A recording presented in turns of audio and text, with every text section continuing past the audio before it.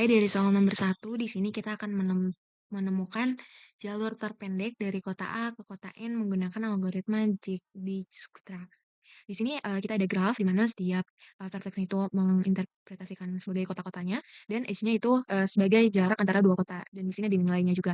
Jadi kita akan mencari jalur terpendek dan juga nilai terkecil dari jalur-jalurnya ini dari A ke kota N. Eh, kita mulai dari kota A dulu. Dari kota A itu kita bisa mengakses kota B, kota C, dan kota D. Di mana jaraknya itu ada dari A ke B itu 7, dari A ke C itu 6, dari A ke D itu 4. Kita tulis dari A ke B itu 7, dari A ke C itu 6, dari A ke D itu 4. Setelah itu untuk kota-kota yang kita akses belum bisa diakses secara langsung dari A, kita beri nilai tak hingga. Selanjutnya kita pilih nilai terkecil dari ketiga nilai yang sudah ada. Itu dari 7, 6, 4, kita pilih nilai terkecilnya yaitu 4. Itu jarak dari kota A ke kota D, yaitu 4. Nah, sekarang kita pandang dari kota D. Jadi dari A ke D, dari kota D kita bisa mengakses kota E dan kota F. Di mana dari kota D ke kota E itu 9, jaraknya dari kota E ke kota F itu 10. Jadi dari kota D ke kota F itu jaraknya tinggal ditambah 9, jadinya 4 tambah 9 itu 13, dan dari kota D ke kota F itu ditambah 10, jadi 14 D. Jadi dari kota A, D ke E itu 13, dari kota A, D ke F itu 14. Nah, setelah itu untuk sisanya yang belum bisa diakses, kita beri nilai tak hingga juga. Kita bandingkan lagi dari nilai ini yang belum kita akses kota-kotanya, dari kota B, kota C, kota E ke F, dan F itu nilai terkecilnya itu nilai yang di kota C. Jadi kita pilih di kota C sebagai jalur terpendek sementaranya. Di sini kita pandang sekarang dari kota C. Kita bisa mengakses kota E dan kota F juga. Nah, dari kota C ke E itu jaraknya 2, dari kota C ke F itu jaraknya 5. Jadi dari kota C ke kota E, kita tambah 2 jadinya 8, dari kota C ke kota F kita tambah 5 jadinya 11. Setelah itu kita bandingkan lagi kota-kota yang belum kita akses, yaitu ada kota B, kota E, dan kota F. Kita bandingkan nilai terkecilnya itu ada di kota B. Jadi kita jadikan kota B sebagai jalur terpendeknya sementara. Kita pandang dari kota B sekarang.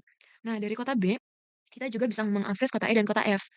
Eee dari kota B ke kota A itu 3, dari kota B ke F itu 5. Jadi tinggal, ditambahkan dari kota B ke kota E itu ditambah 3 yang artinya 10. Nah, kenapa kita tulisnya 8? Karena sebenarnya kita membandingkan nilai yang sudah ada di kota tersebut. Jadi di kota E itu kan sudah ada 8 nih jalur terpendeknya atau nilai terkecilnya, jadi kita pilih yang nilai terkecilnya.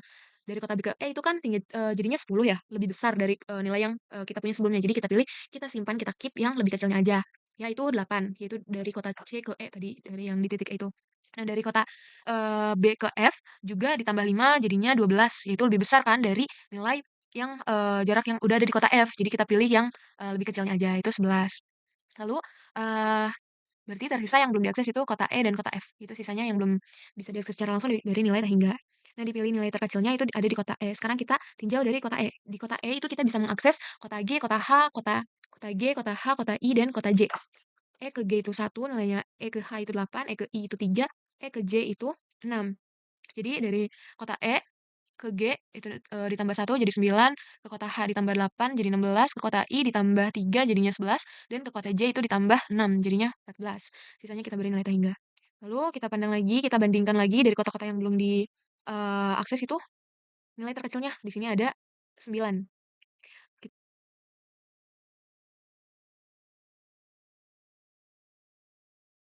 Sekarang kita bandingkan lagi, tersisa tinggal kota K, L, dan M. Di kota ini dibandingkan yang terkecilnya itu ada di kota K. Jadi sekarang kita pindah ke kota K. Ke kota K kita bisa akses langsung ke kota N. Nah, jaraknya itu 7, jadi kita tambah aja jadinya dari kota K ke kota L harusnya nih K, itu ditambah 7 jadinya 22, eee udah, satu aja. Jadi sekarang kita bandingkan lagi dari L, M, dan N. Dan terkecilnya L, kita pandang dari kota L juga langsung ke kota N ditambah 5, jadinya ada 21 L. Jadi dari kota L ke N itu 21. Nah, kita bandingkan lagi terakhir, dari 17 dan 21 itu lebih kecil 17. Jadi kita pandang dari kota M. Di kota M juga langsung ke kota N yaitu ditambah 5, hasilnya 17 ditambah 5 itu 22. Kita punya yang lebih kecil yaitu 21. Jadi kita ambil yang terkecilnya kita keep, jadi 21 L. Nah, setelah itu, kita punya artinya kalau misalkan kita, mundur, kita punya N, lalu ke L,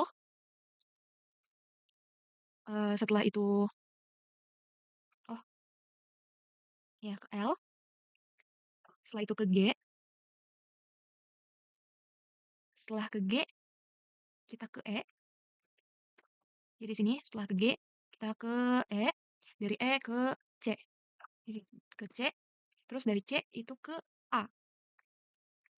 Oke, kita dapat. Nah, ini kita mundur, kita balik sekarang. Jadinya A, C, E, G, L, dan N. Jadi, jarak terpendek atau jalur terpendek dari kota A ke N itu melalui kota A, lalu ke kota C, lalu ke kota E, lalu ke kota G, lalu kota L, dan baru ke kota N dengan jarak totalnya itu 21 meter. Selanjutnya soal nomor 2, intinya di sini kita akan membuat sebuah kode di mana jika sebuah bilangan, tanpa digit nol, itu bisa dipotong di kiri dan hasilnya itu tetap bilangan prima setiap potongannya, dan juga bilangan prima yang bisa dipotong dari kanan dan setiap potongannya juga bilangan prima, itu nanti, jika hanya bisa dipotong dari kiri akan me-return left, jika hanya bisa dipotong dari kanan akan me-return right, dan jika bisa dipotong di kedua sisi itu akan me-return both, dan jika bukan bilangan prima atau dia mengandung nol atau bukan bilangan prima akan dikembalikan false. Kita akan menggunakan prinsip stack. Yang pertama kita akan, mendefinisikan, kelas, empty-nya dulu, yang artinya nanti, jika stack-nya kosong nanti akan muncul exception, yaitu kita, beri fungsi bernama empty. Selanjutnya akan kita definisikan juga fungsi, kelas stack-nya juga. Di sini kita ada definisi dari, si inisiasi untuk stack kosongnya. Jadi stack kosongnya itu berupa list kosong yang kita beri nama self.data. Selanjutnya kita definisikan len-nya juga, jumlah atau panjang dari si self datanya. Jadi akan di-return len self.data. Jadi akan dihitung, ada berapa jumlah elemen di stack itu. Dan definisi is_empty itu, untuk mengecek apakah stack tersebut kosong atau memiliki elemen. Di mana, untuk mengeceknya itu kita menggunakan len self.data sama dengan nol, yang artinya jika stack-nya kosong ini akan, bernilai true, akan di-return true. Nah, jika stack-nya memiliki elemen maka akan di-return false. Lalu kita, definisikan push, di sini push itu, fungsi untuk menambahkan elemen ke dalam stack. Di sini kita self.data.append E. Jadi di sini, E-nya itu sebagai elemen yang akan dimasukkan ke dalam stack. Jadi nanti kita jika ingin memasukkan elemen E ke dalam stack-nya, kita, gunakan fungsi .append. Selanjutnya ada devtop, ini untuk melihat elemen, paling atas dari stack tersebut. Jika, kita cek awalnya kita cek dulu apakah stack-nya kosong atau memiliki elemen. Jika stack-nya kosong maka akan memunculkan pesan stack is empty, jadi akan muncul exception. Jika memiliki nilai maka akan di-return self_data index ke -1, artinya akan di-return, eee, elemen yang paling atasnya, kayak gitu. Tanpa menghapusnya, jadi cuman dimunculin aja si, elemennya, jadi nggak dihapus. Terus ada pop di sini untuk menghapus elemen dari, stack. Yang pertama kita seperti biasa kita, cari tahu dulu apa stack-nya kosong atau memiliki elemen. Jika kosong maka akan, menimbulkan exception yang memiliki pesan stack is empty, dan jika memiliki elemen maka, si elemennya akan dihapus, yaitu dengan fungsi .pop. Jadi dengan .pop elemen teratasnya akan dihapus. Jadi untuk stack ini memiliki prinsip, last in, first out. Jadi, yang terakhir masuk itu yang pertama kali keluar. Jadi LIFO, last in, first out. Jadi yang terakhir masuk dia juga yang pertama keluarnya, kayak gitu. Lalu langsung saja kita definisikan bilangan primanya. Misalkan sebuah bilangan prima n, kita sebut saja n. Jika, n lebih dari satu, yang artinya bilangannya lebih dari satu, maka, for i in range 2 sampai n, if n modulo i sama dengan 0 akan di-return yang jika sebuah bilangan n dan, kita punya sebarang i di antara 2 sampai n-1, jika kita bagi atau kita modulokan itu hasilnya 0, maka akan di-return false, yang artinya, bilangan tersebut bukan bilangan prima. Yang artinya, bilangan tersebut memiliki, bilangan antara 2 dan n-1 sampai 2n-1 itu yang dapat membagi habis si n selain 1 dan dirinya sendiri. Jadi, bukan bilangan prima. Dan jika modulanya bernilai, tidak sama dengan 0 akan di-return true, yang artinya dia bilangan, n adalah bilangan prima. Nah, jika misalkan n-nya itu kurang dari 1 atau sama dengan 1 akan di-return false, di mana 1 dan yang kurang dari 1 itu bukan bilangan prima. Selanjutnya kita akan definisikan prima underscore kanan, yaitu bilangan prima yang bisa dipotong dari kanan. Jadi, di sini kita, panggil dulu fungsi stack-nya, kita beri nama stack, terus kita akan print iterasinya. Jadi nanti, iterasi, untuk tanda aja sih, iterasi potongan dari kanan. Lalu kita akan membuat looping, di mana, jika n-nya itu lebih dari 0, pertama kita bakal cek, dia itu bilangan prima atau bukan. If not prima, jika dia bukan prima, maka akan di-print bukan prima dan akan di-return false. Jika dia bilangan prima, maka akan masuk ke sini, akan di-push. Jadi si n-nya itu akan dimasukkan ke dalam stack, lalu akan di-print bahwa si bilangan n itu adalah bilangan prima. Selanjutnya kita akan potong bilangan n tersebut, di sebelah kanan. Jadi kita akan potong, dengan menggunakan n dibagi 10. Jadi, kita akan menghapus digit terakhir dari si n. Misalkan, n itu bilangan, ratusan, maka akan dibagi 10 jadi, n yang baru itu kita dapatkan n puluhan, kayak gitu. Jadi terus misalkan kita punya n-nya puluhan, maka akan kita potong, digit terakhirnya, maka kita akan dapat N, satuan, kayak gitu. Nah, setelah itu kita akan masuk lagi, karena jika N-nya masih belum kurang dari nol, maka kita akan masuk lagi, kita akan uji lagi si N yang baru ini apakah dia prima atau bukan. Jika dia bukan prima, maka akan di-return false dan akan di-print juga bukan bilangan prima. Dan akan berhenti di situ, kalau misalkan dia bukan prima setelah dipotong kanan sekali. Nah, jika dia masih bilangan prima, maka akan di-push ke dalam stack, jadi kita, bilangan N yang baru itu akan di-push lagi ke dalam stack dan akan di-print bilangan N itu adalah bilangan prima. Setelah itu kita, dapat lagi N yang baru, yaitu kita potong lagi digit terakhirnya, dibagi 10 lagi, kita potong digit kanannya, kita punya N yang baru. Jika masih kurang jika masih lebih dari nol, maka akan kita masuk lagi ke sini, kita akan cek lagi apakah dia bilangan prima atau bukan.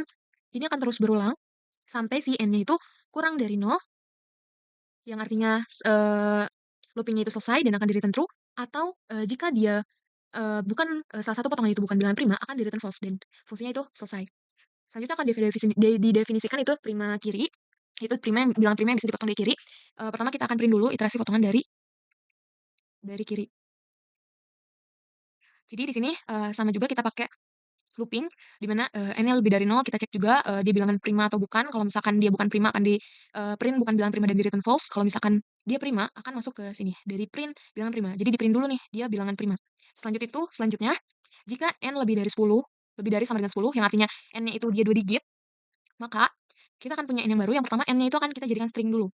Jadi si N-nya itu kita jadikan string, lalu, kita akan ambil indeks ke satu sampai indeks terakhirnya aja. Jadi indeks ke nolnya kita buang, jadi kita potong dari kiri. Jadi, kita ambil indeks ke satu sampai terakhirnya, dan kita, setelah itu kita jadikan integer lagi, dan kita dapatkan N yang baru.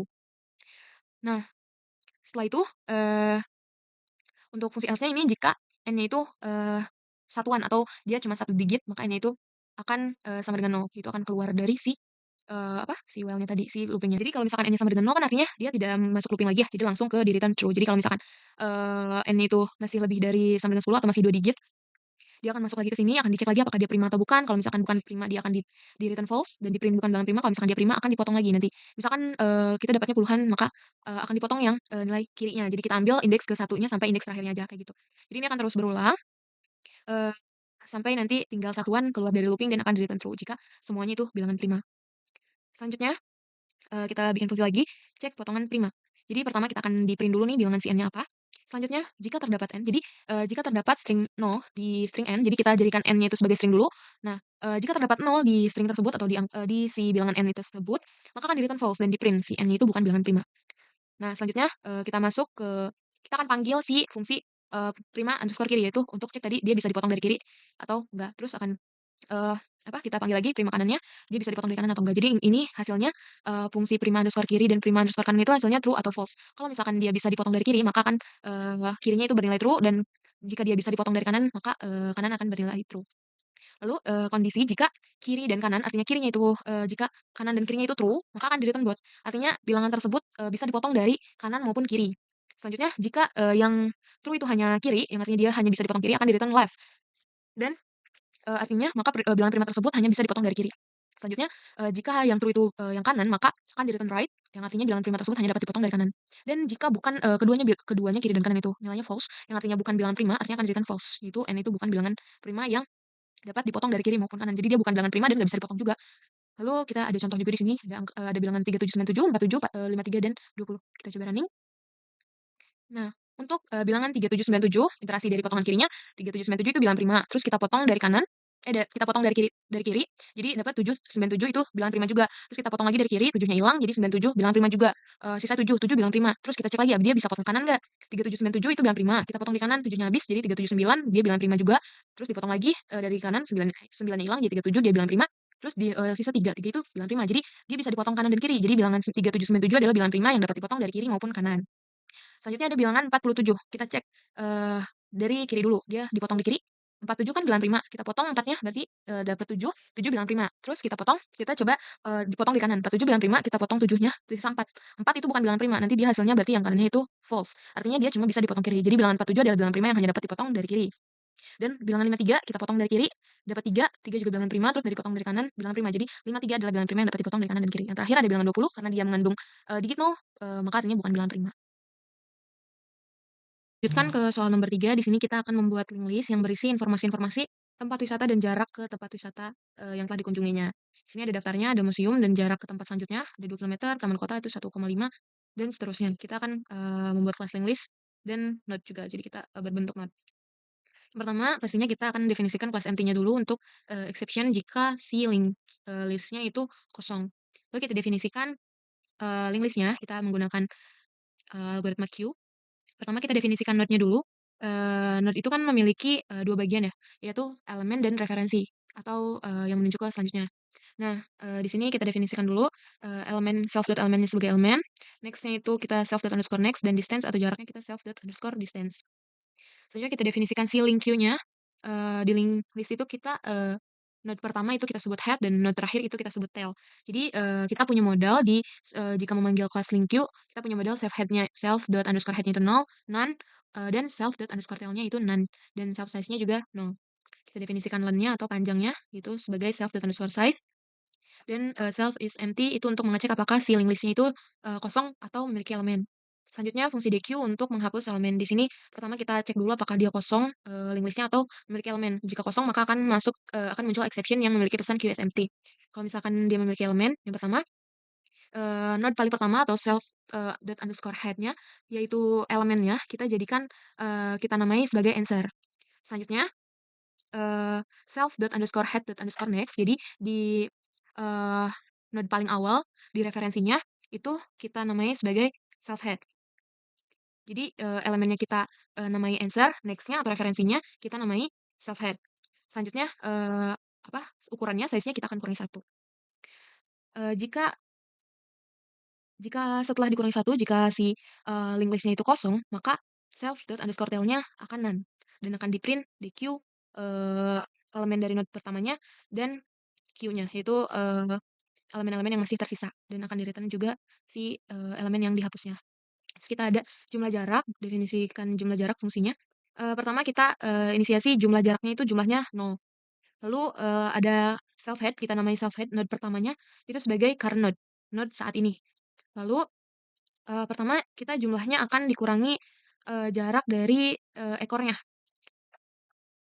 Jadi, eee, jadi nanti itu, pas input-nya itu kan ada, nama kotanya dan juga jarak ke kota selanjutnya. Jadi, karena kita mulai dari nol, jadi kita kurangi, dengan si tail-nya gitu. Jadi, eee, jarak kota sebelumnya.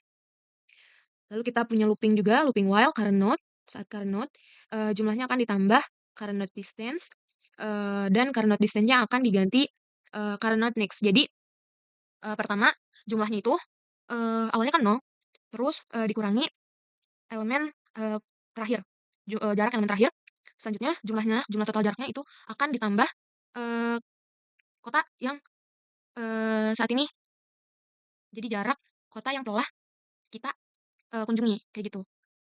Nah, terus, di sini enqueue untuk menambahkan, apa, nama-nama kota dan jaraknya ke dalam link list-nya. Jadi di sini pertama, eee, kita punya E sebagai, elemennya dan distance itu sebagai jaraknya. Terus, kita panggil fungsi node, di mana elemennya itu E, next-nya itu none, dan distance-nya itu distance, dan kita namai ini sebagai newest. Selanjutnya kita cek, kalau misalkan link list-nya itu masih kosong, maka nanti, si newest-nya ini atau elemen yang kita masukkan tadi, node yang kita masukkan tadi akan berfungsi sebagai si self.head-nya. Kalau misalkan, dia udah punya elemen, maka, eee, yang elemen yang kita masukkan tadi akan dipakai sebagai, eee, node tail, referensi node tail-nya. Jadi next dari node tail-nya.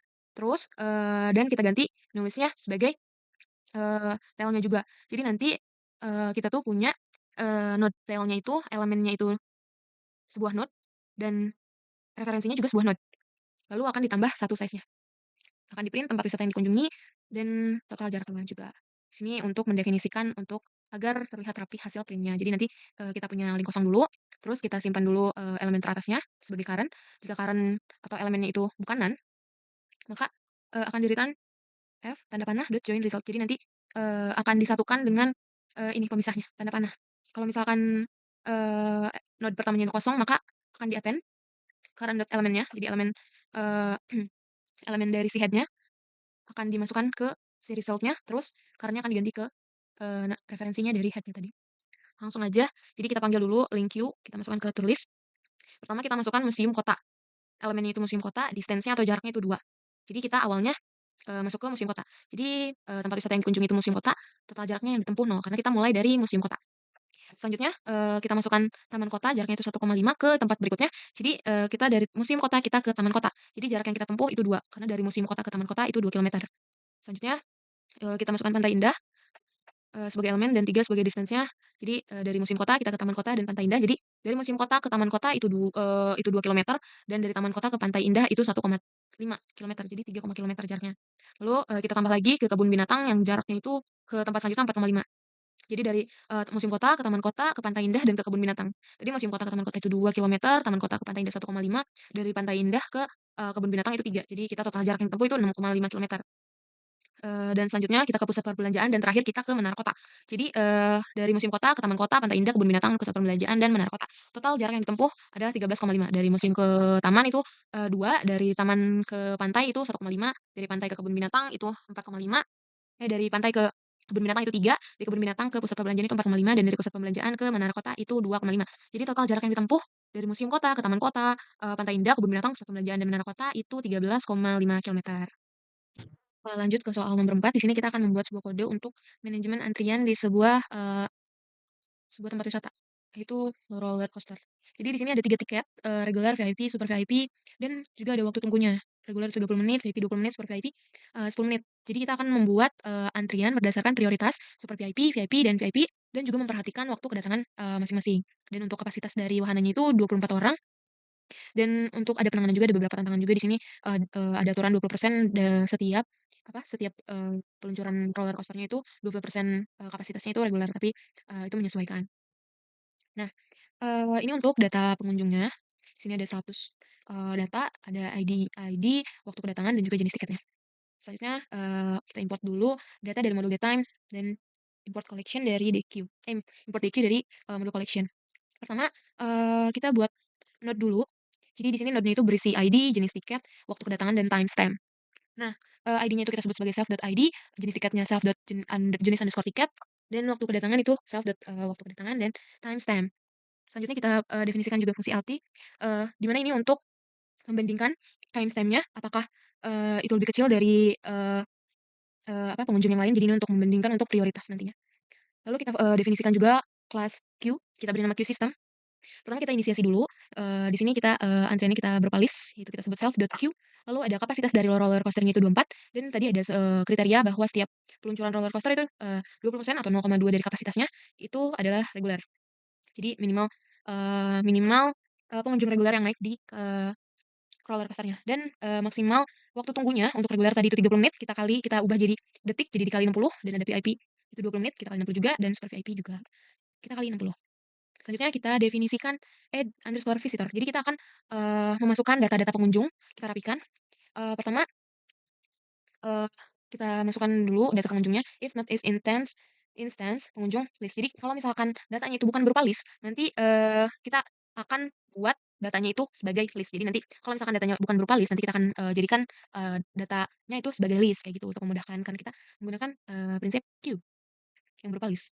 Nah, eee, kita kita sortir dulu. Jadi P sembarang, jadi untuk sembarang P di pengunjung, jadi untuk sembarang data pengunjung, kita jadikan waktu kedatangannya itu, kita ubah dulu kita ubah dulu tipenya, ini kita samakan jam, menit, detik, dan, ini WIB, Indonesia Barat, sebagai strip time dan daytime gitu.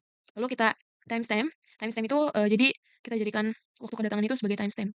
Jadi, tanda waktunya. Lalu kita panggil fungsi node, di mana nanti kita, akan masukkan node-nya yang tadi, yang telah kita definisikan, ada ID-nya, jenis tiket, waktu kedatangan, dan timestamp. Jadi ID-nya kita panggil, untuk sembarang data pengunjung ya. Jadi ID, P jenis tiket, waktu kedatangan, karena kita tadi udah, generalisasi, tipenya, dan timestamp.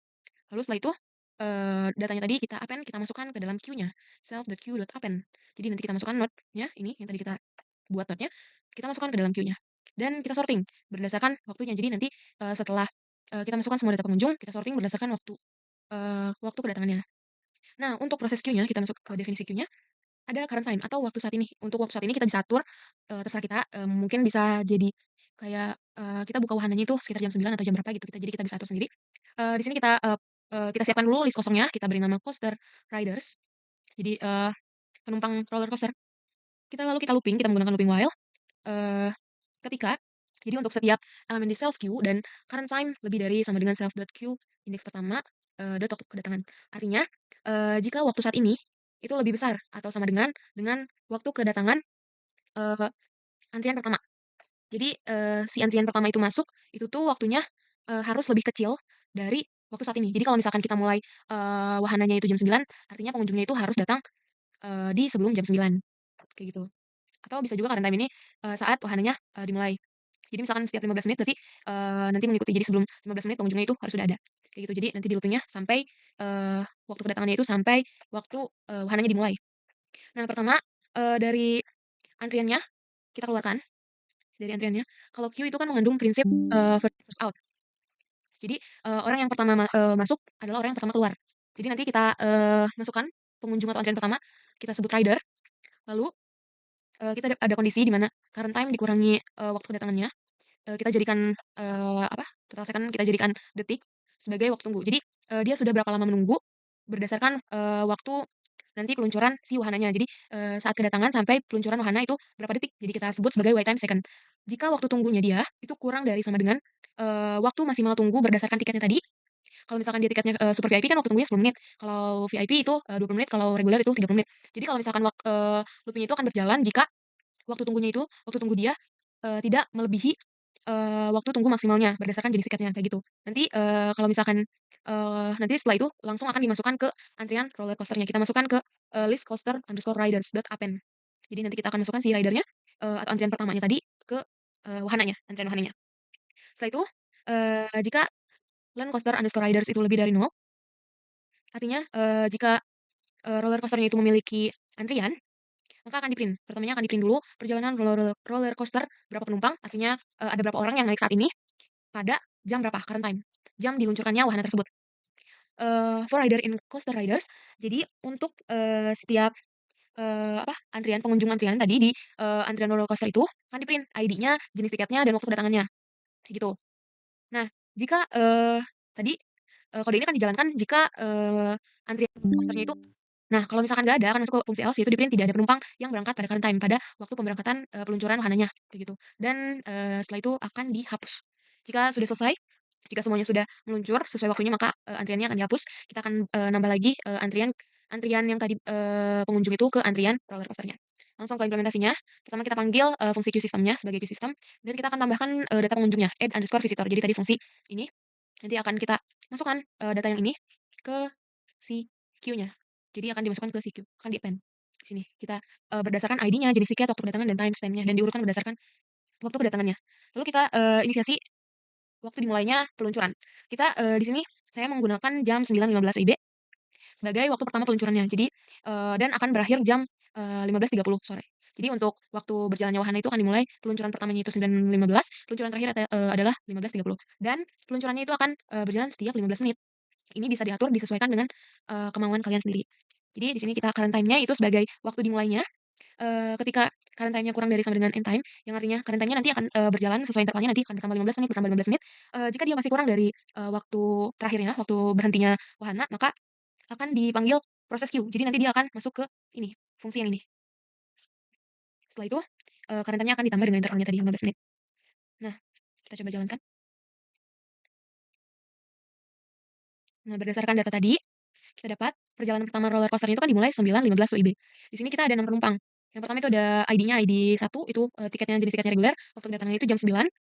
Yang kedua ada ID nomor 2, dia tiketnya VIP, waktu kedatangan itu jam 9 lewat 2 menit. Ada super VIP juga, ID-nya 3, waktu kedatangan 5 menit. Ini, jadi karena kita, setiap 15 menit dan tidak menyalahi aturan, tidak melebihi aturan setiap, waktu tunggu prioritas. Jadi di sini, dari antrian pertama itu 9 menit dan dia reguler itu waktu tunggunya 30 menit, jadi masih kurang dari waktu maksimalnya, kayak gitu. Jadi di sini tidak ada yang kena, kompensasi di mana diprioritaskan di, peluncuran wahana selanjutnya, kayak gitu.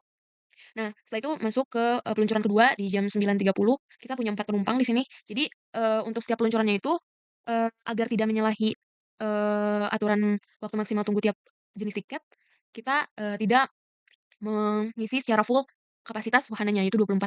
Jadi kita, agar mengurangi kompensasi. Jadi langsung, eee, diluncurkan wahananya berdasarkan interval waktu yang telah ditentukan. begitu. Jadi di sini tidak ada kompensasi waktu karena sesuai dengan, kurang dari waktu tunggu maksimalnya. Di sini ada reguler 20 menit, waktu tunggu maksimal itu 30 menit, ini kurang dari, ini super VIP 25, maksimalnya itu 35, artinya berarti kurang dari, dan seterusnya. Jadi kita dapat kira-kira sekitar, 4 sampai 6 orang di setiap peluncurannya, kayak gitu. Kita ada 100. Nah nanti, karena kita sampai jam 15.30 di mana, antrian terakhir ada di peluncuran ke 14.30. Jadi untuk sisanya itu tidak ada penumpang yang berangkat. Terima kasih atas perhatiannya. Wassalamualaikum warahmatullahi wabarakatuh. Terima kasih.